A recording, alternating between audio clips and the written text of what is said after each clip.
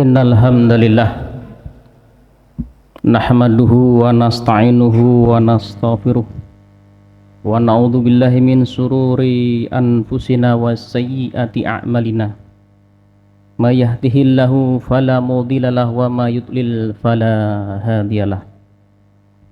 Asyhadu an la ilaha illallah wahdahu la syarikalah wa asyhadu anna Muhammadan abduhu wa rasuluhu la nabiyya ba'dah.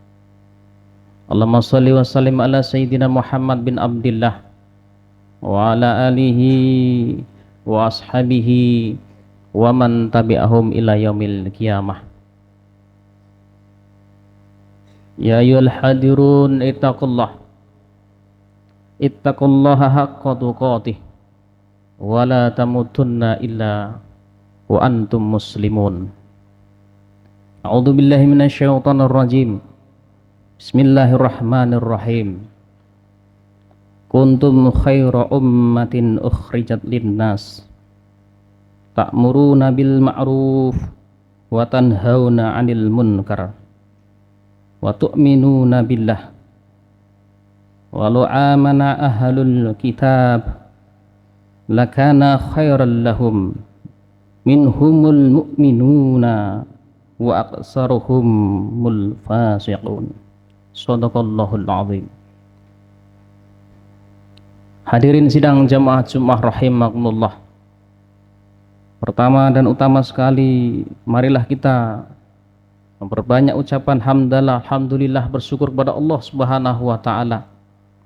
Kita masih diberikan kesempatan hidup untuk mengumpulkan pundi-pundi amal soleh, amal kebaikan, agar ketika kita menghadap Allah Subhanahu wa taala lebih memiliki bekal, dan tentunya amal-amal kita ini bermohon kepada Allah semoga diterima dan menjadi wasilah kita menuju ridha Allah dan memasuki jannahnya. Selanjutnya tentu kita bersolawat kepada baginda Nabi besar Muhammad sallallahu alaihi wasallam.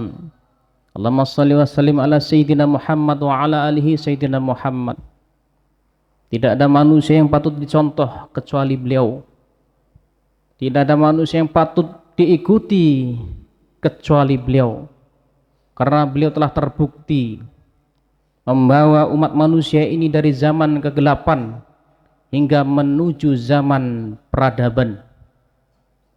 Yang mana tidak hanya di dunia, tetapi beliau menjadi satu-satunya manusia, wasilah kita menuju ridho Allah. Dan tentunya bermohon kepada Allah semoga beliau berkenan memberi syafaat kepada kita semua. Hadirin sidang jamaah Jumat rahimakumullah. Marilah kita bertakwa kepada Allah Subhanahu wa taala dengan sebenar-benar takwa. Imam Hasan Al-Basri menyebutkan bahwasannya takwa itu adalah melaksanakan seluruh perintah Allah Subhanahu wa taala dan menjauhi segala larangannya. Tentunya yang dimaksud semua di sana adalah wabil khusus kita upayakan dengan maksimal, yakni betul-betul menjalankan seluruh kewajiban yang Allah perintahkan dan menjauhi seluruh keharaman yang Allah larang. Kenapa demikian? Karena dua hal ini, dua hukum ini memiliki beban kewajiban yang luar biasa, memiliki konsekuensi yang luar biasa, yakninya resikonya dua. Apa itu? Yakni ketika wajib dilaksanakan, surga. Ketika keharaman dilakukan, maka neraka. Persoalan hukum sunnah, persoalan hukum makruh, maka pertimbangkanlah dengan baik. Ketika sunnah perbanyak, namun hidup kita ini tentu sulit kita melaksanakan seluruh hukum-hukum agama yang bersifat sunnah. Kenapa? Karena banyak sekali kesunahan dalam agama Islam ini. Maka dari itu hadirin sidang jamaah Jumat rahimakumullah, tentunya kita mawas diri agar terus mengoreksi diri kita ini, meningkatkan ketakwaan kepada Allah Subhanahu wa taala, mengoreksi mana yang belum kita kerjakan kewajiban, mana yang sudah. Maka yang sudah istiqomah, yang belum berusaha mencari tahu, mencari ilmu bagaimana menjalankan kewajiban tersebut. Terlebih lagi di bulan haram ini, di bulan Rajab ini, yang mana Allah Subhanahu wa taala menyebutkan dalam surat At-Taubah ayat 36, bulan-bulan haram itu adalah bulan-bulan yang Allah muliakan di sisi Allah Subhanahu wa taala. Kenapa demikian? Imam Al-Baghawi menyebutkan bahwasannya ketika bulan haram ini kita berbuat amalan perintah Allah Subhanahu wa taala tentunya, maka Allah lipat gandakan pahala. Dan ketika kita berbuat kemaksiatan di bulan haram ini, maka Allah lipat gandakan pula dosanya. Di dalam hadis riwayat Imam Bukhari dan Muslim disebutkan oleh Rasulullah bahwasannya setahun ada 12 bulan, di antaranya 4 bulan haram, yakni 3 bulan berturut-turut, yaitu Zulqaidah, Zulhijjah, dan Muharram, serta bulan Rajab Mudhar yang berada di antara Jumada dan Sya'ban. Hadirin sidang jamaah Jumat rahimakumullah, ini hari adalah bulan Rajab, berarti berdasarkan dalil Al-Quran dan hadis ini masuk bulan yang haram. Hadirin sidang jamaah Jumat rahimakumullah, lalu apa pesan Allah di dalam ayat tersebut, di surat Taubah 36 tersebut? Imam Al-Baghawi juga menjelaskan bahwasannya fala tadlamu fihinna anfusakum. Di dalam ayat tersebut disebutkan bahwasanya karena itu janganlah kalian menzalimi diri kalian sendiri pada bulan-bulan tersebut, artinya bulan haram. Lalu apakah kezaliman itu hanya dilarang di bulan haram tersebut? Maka Imam Al-Baghawi menyebutkan sesungguhnya kezaliman itu dilarang sepanjang tahun. Artinya perbuatan zalim itu adalah sesuatu yang diharamkan oleh Allah sepanjang tahun. Namun pada 4 bulan ini Allah tekankan, seperti Allah beri peringatan yang keras agar kita tersentak, agar kita mengingat tentang nikmat Allah, tentang rahmatnya Allah, dan kita teringat tentang murkanya Allah Subhanahu wa ta'ala. Maka di 4 bulan ini marilah kita beramal dengan sebanyak-banyaknya. Kenapa? Karena kesempatan kita untuk dilipat gandakan pahala. Kalau dihitung-hitung berapa dosa kita, Masya Allah, tentu sulit, bagaikan pasir di lautan, seperti para syair menyandungkan. Kenapa? Karena kita ini manusia yang lemah, apalagi di akhir zaman ini. Hadirin sidang jamaah Jumat rahimakumullah, dalam surat At-Taubah tadi disebutkan bahwasanya pesan yang harus kita garis bawahi adalah fala tadlimu fihinna anfusakum. Di sana Allah betul-betul menekankan karena itu janganlah kalian berbuat zalim. Ini yang perlu kita garis bawahi. Maka tentu kezaliman ini kita harus jelas, harus faham, tentu berdasarkan dalil Al-Quran dan Sunnah. Kenapa demikian? Karena ketika kezaliman itu diserahkan penilaiannya terhadap otak atau akal manusia semata, maka yang terjadi adalah ketika tidak sesuai dengan nafsunya, maka itu kezaliman. Ketika sesuai dengan hawa nafsunya, maka itu kebaikan. Nah tentu kita tidak demikian. Sebagai umat Islam, kita ingin melandaskan seluruhnya kepada Al-Quran dan Sunnah. Hadirin sidang jamaah Jumat rahimakumullah. Kezaliman kalau kita perhatikan di dalam Al-Quran dibagi menjadi dua. Yang pertama bisa kita lihat di surat At-Talaq ayat yang pertama. Allah menyebutkan bahwasannya wa tilka hududullah wa may yata'adda hududallah faqad zalama nafsahu la tadri la'allallaha yuhditsu ba'da dzalika amron. Apa artinya? Itulah hukum-hukum Allah, dan barang siapa melanggar hukum-hukum Allah, maka sungguh dia telah berbuat zalim terhadap dirinya sendiri. Artinya ini zalim bisa menimpa kepada kita ketika kita bermaksiat kepada Allah di dalam hal yang sifatnya privasi. Artinya apa? Yang sifatnya adalah amalan-amalan yang mana di sana mengandung perintah-perintah Allah yang bersifat ubudiyah mahdoh. Maka wajar ketika ada orang yang tidak melaksanakan sholat, itu adalah salah satu perbuatan zalim. Zalim kepada siapa? Kepada dirinya sendiri. Kenapa? Karena itu perintah Allah yang bersifat privat, pribadi, dibebankan pada setiap diri kaum muslimin tanpa kecuali. Nah, maka dari itu hadirin sidang jamaah Jumat rahimakumullah, tetapi Allah Subhanahu wa taala tidak membatasi perbuatan zalim hanya di situ saja. Di dalam surat Al-Syura ayat yang ke-42 Allah menyebutkan bahwasannya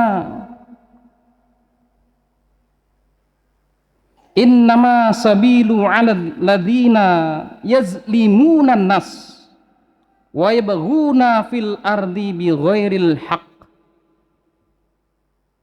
Artinya adalah sesungguhnya kesalahan hanya ada pada orang-orang yang berbuat zalim kepada manusia dan melampaui batas di bumi tanpa mengindahkan kebenaran. Di sini Allah menyebutkan bahwasanya kezaliman juga dilabelkan oleh Allah ketika perbuatan manusia itu menyakiti, membuat sengsara, membuat kejahatan terhadap bainan nas. Artinya terhadap manusia yang lain, bukan hanya diri kita. Maka dari itu hadirin sidang jamaah Jumat rahimakumullah, kezaliman berdasarkan Al-Quran tersebut berarti kezaliman bersifat pribadi dan kezaliman bersifat sesama manusia.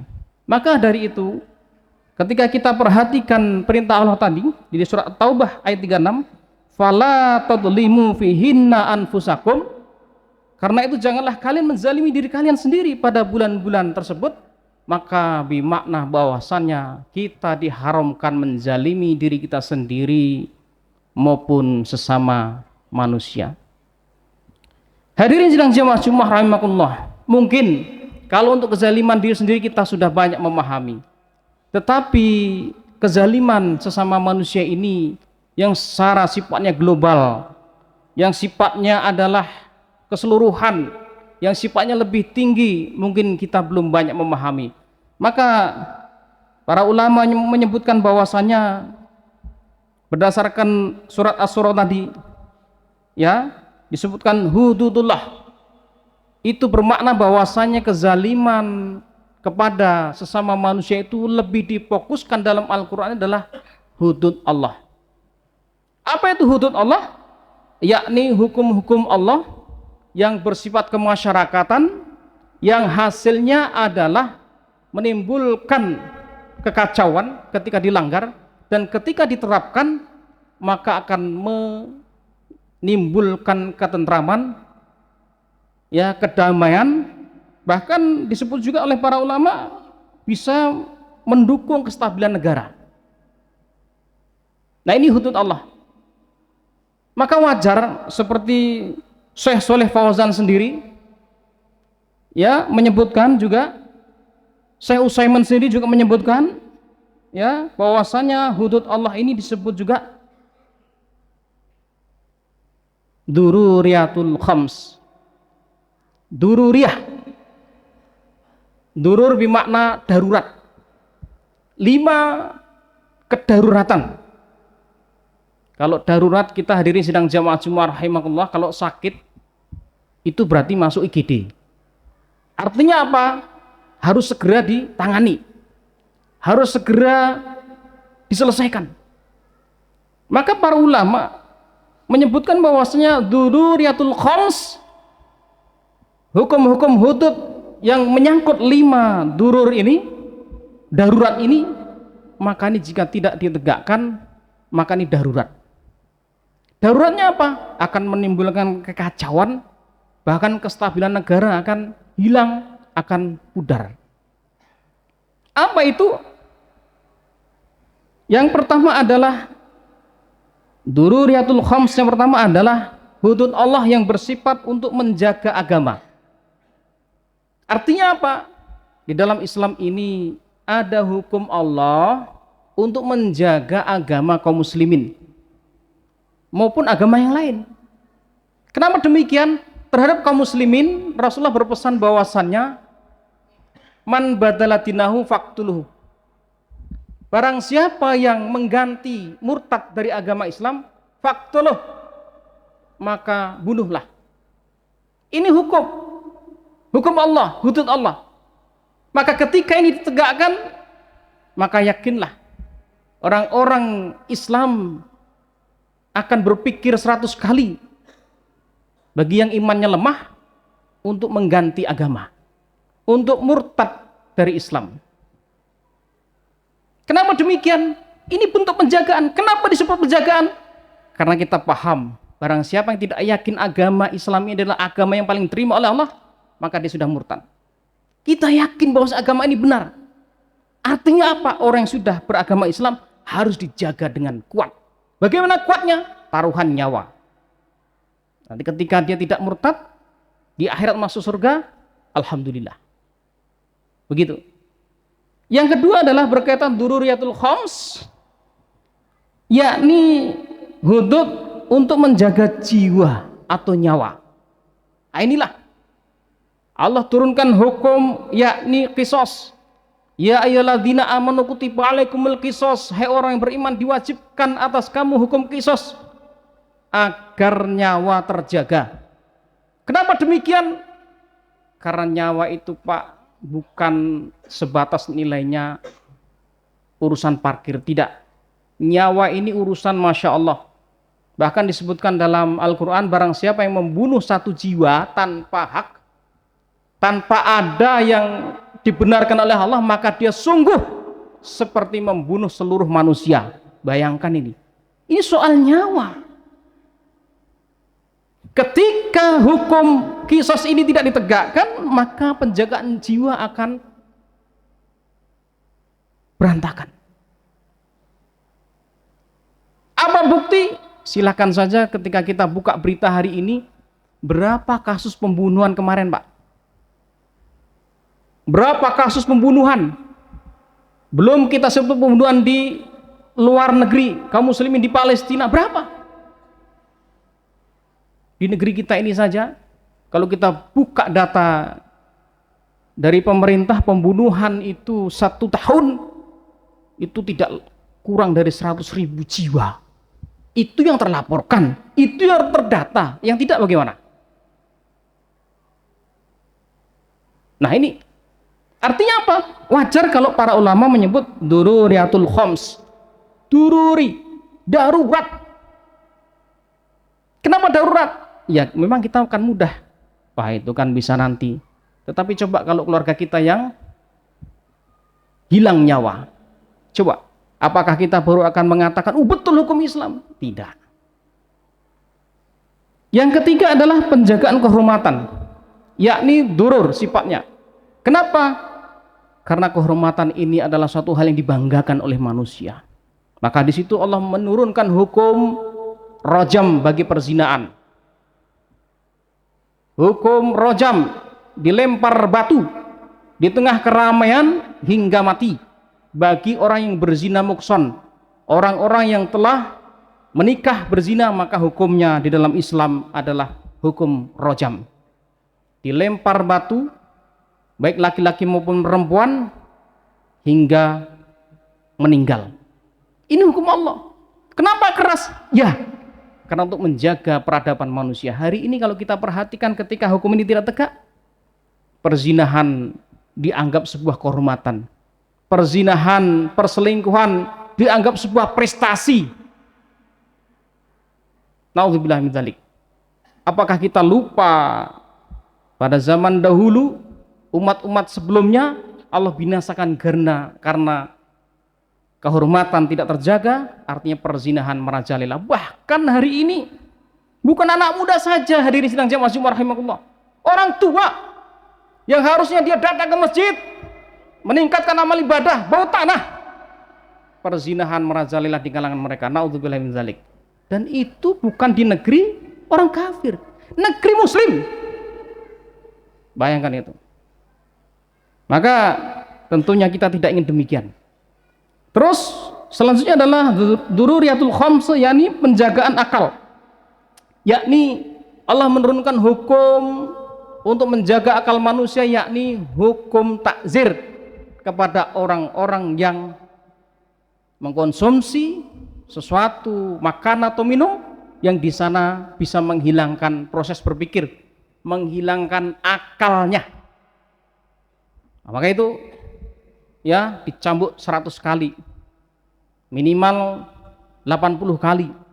Dan itu terjadi pada masa dulu. Masa dulu terjadi, hukum Allah tegak.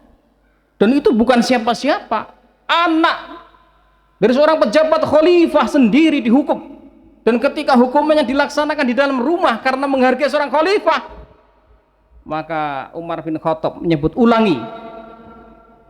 Bahkan Umar bin Khattab mencambuk anaknya sendiri 100 kali. Anaknya protes, kenapa 100 kali wahai Abi? Yang 80 hukuman Allah, yang 20 hukuman dari saya. Begitulah. Tapi kalau kita lihat data, hadirin jamaah Jumat rahimakumullah, luar biasa peradaban dahulu. Yang terakhir yakni penjagaan harta. Ini termasuk dururiyah juga. Kenapa? Karena harta ini sesuatu hal yang tidak lepas dari diri manusia untuk mencukupi kebutuhan manusia, bahkan hingga manusia ini menjadikan kaki jadi kepala, kepala jadi kaki untuk mencari kebutuhan ini, mencari harta ini, tentu yang halal. Dalam Islam dijaga ini. Apa bukti penjagaan? Allah turunkan hukum potong tangan bagi pencuri, bahkan hukuman mati bagi orang korupsi. Ini untuk menjaga harta. Kenapa? Allah menghargai usaha kita. Allah menghargai kewajiban kita mencari nafkah. Dan Allah menghargai harta kepemilikan. Ketika ini tidak dilaksanakan, maka dengan mudah manusia akan menyeleweng untuk menyalahgunakan harta. Hadirin sidang jamaah Jumat rahimakumullah. Yang jadi persoalan adalah ketika hukum ini tidak ditegakkan, maka bukan hanya di dunia saja yang menjadi ruwet urusan, tetapi hingga di akhirat. Kenapa? Karena Allah berpesan, fala wa rabbika la yu'minuna hatta yuhaqqimuka fima shajara bainahum. Demi Tuhanmu, kalian tidak dikatakan beriman kepada Allah sehingga kalian menyerahkan semua urusan kepada Rasulullah. Tahkim berhukum dengan Rasulullah, dan kita paham Rasulullah menegakkan hukum-hukum ini, menegakkan hukum-hukum Allah Subhanahu wa taala. Artinya apa? Ini ruwet urusan sampai di akhirat. Hadirin sidang jamaah Jumat rahimakumullah. Bahkan Rasulullah memberikan sebuah kabar gembira ketika hukum ini ditegakkan. Maka Rasulullah dalam hadis Imam Ahmad disebutkan, haddu yuqamu fil ardi khairu min ayyam turu arba'ina sabah. Satu hukum hudud yang ditegakkan di atas muka bumi lebih baik daripada hujan selama 40 hari, hujan barokah, bukan hujan laknat. Artinya apa? Satu hukum hudud diterapkan di muka bumi ini, maka itu lebih baik kebaikan daripada hujan 40 hari rahmat, barokah. Bayangkan ini hadirin sidang jemaah Jumat rahimakumullah. Dan barokahnya dari Allah, bukan dari manusia. Artinya apa? Kebaikan luar biasa ketika ini dilaksanakan hukum-hukum Allah Subhanahu wa taala. Hadirin sidang jemaah Jumat rahimakumullah. Namun persoalannya adalah hukum ini tidak bisa kita tegakkan. Kenapa? Karena dalam hukum fikih dijelaskan yang wajib, yang berhak menegakkan hukum ini hanya seorang penguasa, seorang kepala negara. Tentunya kepala negara yang menjalankan hukum Allah. Tentunya kepala negara yang takut pada Allah. Nah, maka dari itu hadirin sidang jamaah Jumat rahimakumullah, tentu di bulan yang haram ini kita mawas diri. Artinya apa? Jangan sampai kita meletakkan loyalitas kita kepada hukum-hukum buatan manusia, tetapi letakkan loyalitas kita kepada hukum-hukum Allah Subhanahu wa taala agar timbul kepemimpinan yang menerapkan hukum Allah Subhanahu wa taala. Fa'tabiru ya ulil absar la'allakum turhamun. Bismillahirrahmanirrahim. Allahumma shalli ala sayyidina Muhammad wa ala ali sayyidina Muhammad bil awwalina wal akhirina wa sallim radhiyallahu tabaraka wa ta'ala kulli sahabati rasulillahi ajmain walhamdulillahi rabbil alamin.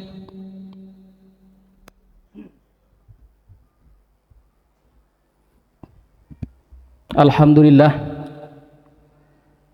Alhamdulillahilladzi nazzalal Qur'an wa bayyinatin minal huda wal furqan. Asyhadu an la ilaha illallah wa la syarikalah wa asyhadu anna Muhammadan abduhu wa rasuluhu la nabiyya ba'dah.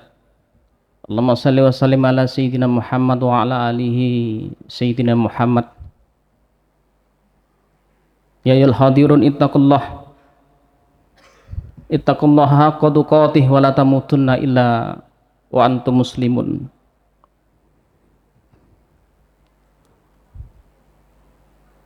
Hadirin sidang jemaah Jumat rahimakumullah. Umur kita tidak tahu kapan berakhirnya. Maka dari itu marilah kita segera mungkin untuk bertakwa kepada Allah Subhanahu wa taala. Meletakkan loyalitas kita kepada Allah Subhanahu wa taala, betul-betul berserah diri.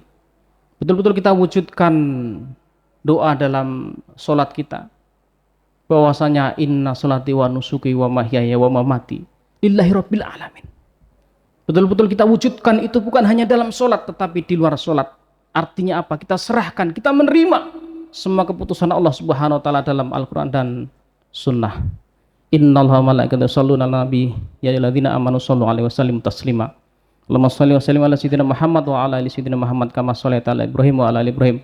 Wa barik ala Muhammad wa ala ali Muhammad kama barakta ala Ibrahim wa ala ali Ibrahim fil alamin innaka Hamidum Majid.